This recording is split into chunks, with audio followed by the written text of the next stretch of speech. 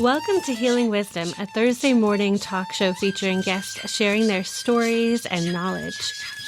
We discuss the healing aspects of the arts, metaphysics, social justice, and adventure through all types of terrain. So join me, Pandora Peoples, here on WOMR 92.1 FM in Provincetown and WFMR 91.3 FM in Orleans. We're streaming worldwide at WOMR.org.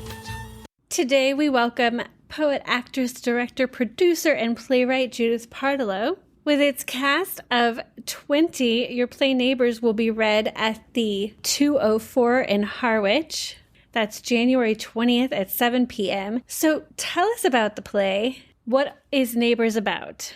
It is about the experiences of racism that people of color have had pretty recently in the past here on Cape Cod. You know, there is some history in the play of racism, but there are a lot of stories from the Wampanoag Nation, from African Americans. I have Cape Verdeans, Asian, Brazilian, Jamaican, Chinese, and Caucasian people. Did I say Haitian? I hope. In the play. And there are these stories that the people tell of things that white people may never even realize that are being experienced by our neighbors of color. So it's that important message that we all need to hear. Tell us how you've collaborated with other writers and storytellers. Well, I had applied for a grant back in 2020 or 21 to the Arts Foundation. I proposed that I put together a play that is comprised of many voices with many experiences of people of color on Cape Cod who have had experiences of racism. And I received a lot of different stories. But before I received the stories, I received the grant from the Arts Foundation. They gave me a very generous grant to develop this. It's definitely part of their mission, you know, to support artists who are addressing social issues and healing for our community, which is something that your program really covers, and I think that's wonderful. So they did give me a grant, and I developed the play from requesting from many friends and friends of friends these stories, and a lot of the things that I have written as well are included. But I also had a little group of a poetry group with some women that I know, and we had all been taking a course on anti-Black racism in the United States at that time on Zoom, and it was during COVID in particular. And so we were writing poems about racism. And at the end of this course, we were asked to put together some kind of project. So I thought, with my experience of producing my play, A Woman's Heart, which I had done from my own poetry, I thought I could do something with this. I did develop this play. And then when I started to cast it, you know, I was searching around for people of color and people who were Caucasian to put across this play in an educational and entertaining way. I've done 3 staged readings. I've been the director in the past, but this time I have Mark Bishop, who is newly on Cape Cod from Washington, D.C. He's now living here, and he's a retired educator, but he has a vast experience in theater. And so he's directing this particular staged reading.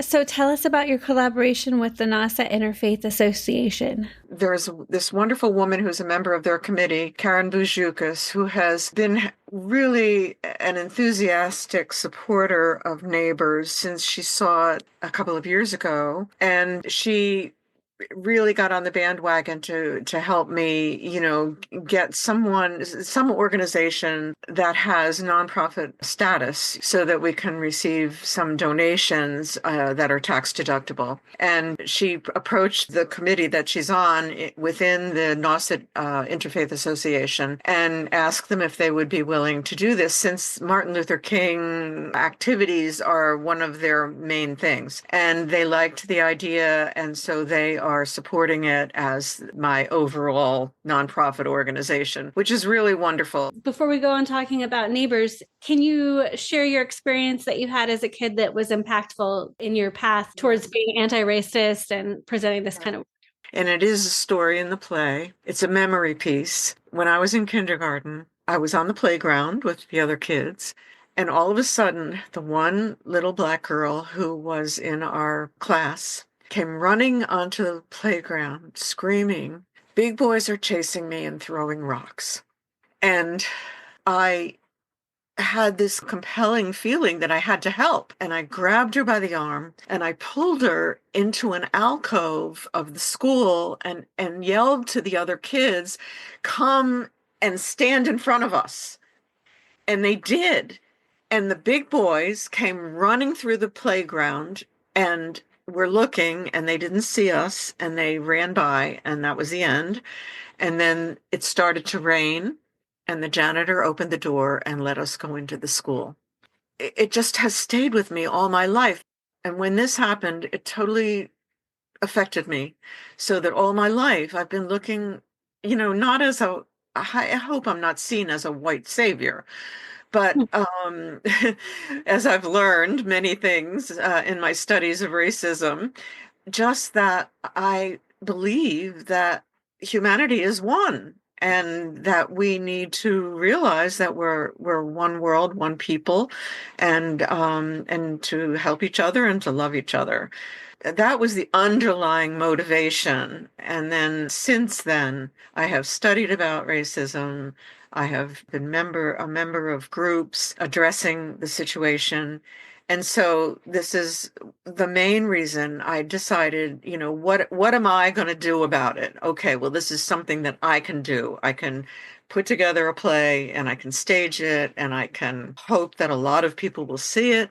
They will be affected. And so far, with the 3 readings that we have had, with over 300 people, people have praised it. They've said, people have to see this. Please do it again. Everyone has to see this. And it specifically addresses racism right here on Cape Cod, which many of us are not aware of. Many white people are not aware of it. I'm pretty sure all the people of color are. That's the truth. That's the truth. In our communities, many of them are pretty much all white. And so that's definitely where we need to be open to embrace and welcome people of color. And so this play really talks about the different ways that we can come together. Anyway, the stories are very interesting and educational and entertaining. And how has it been rehearsing for this staged version of the reading with Mark Bishop? And just how has it progressed? Have you had the same actors? I have some of the same actors, but I have a lot of new actors. And there are actually several people that aren't actors that are the first time on stage that are appropriate for the particular parts. So in some ways, it was more difficult than the first time, because the first time we only had a couple of rehearsals, since they were kind of a sit down, read the script production. This time they're moving around, it's staged. The scenes are a little bit more staged. It's still fairly simple, but I think it will give people a better idea of what the situation is, the way it's being staged. And a lot of the people that were in the first productions weren't available this time. They were involved in something else, or the time frame wasn't right. But it's been exciting too. It's been very exciting. And I have the 2 little girls that are acting out that playground scene, a little white girl, a little black girl. She's actually Haitian. This is her first time on stage. She's in 1st grade and she's still learning English, but she's adorable.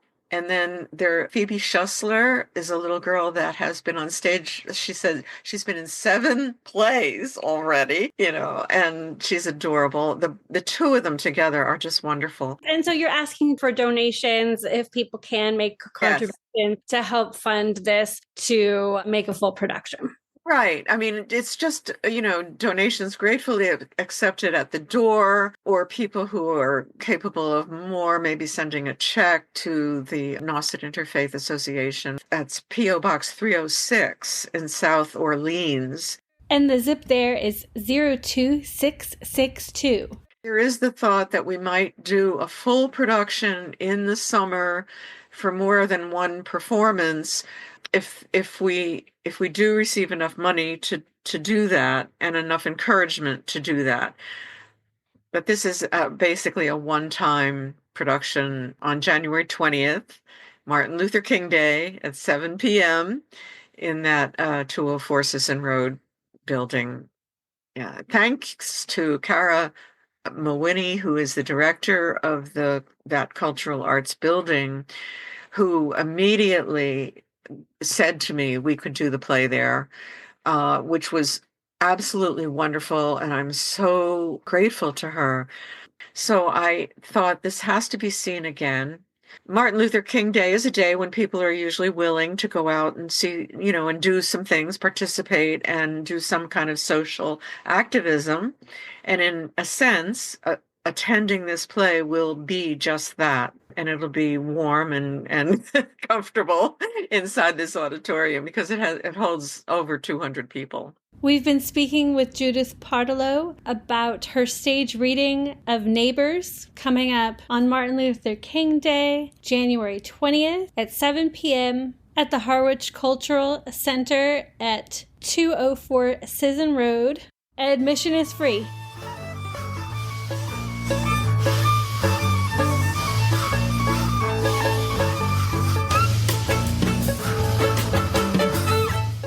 You've been listening to Healing Wisdom at Outermost Radio. All of our shows are podcasts at WOMR.org. Also check out healingwisdomradioshow.com and contact me at pandora@WOMR.org. Our theme music is provided by Mazen. You can find her website at mazenmusic.com.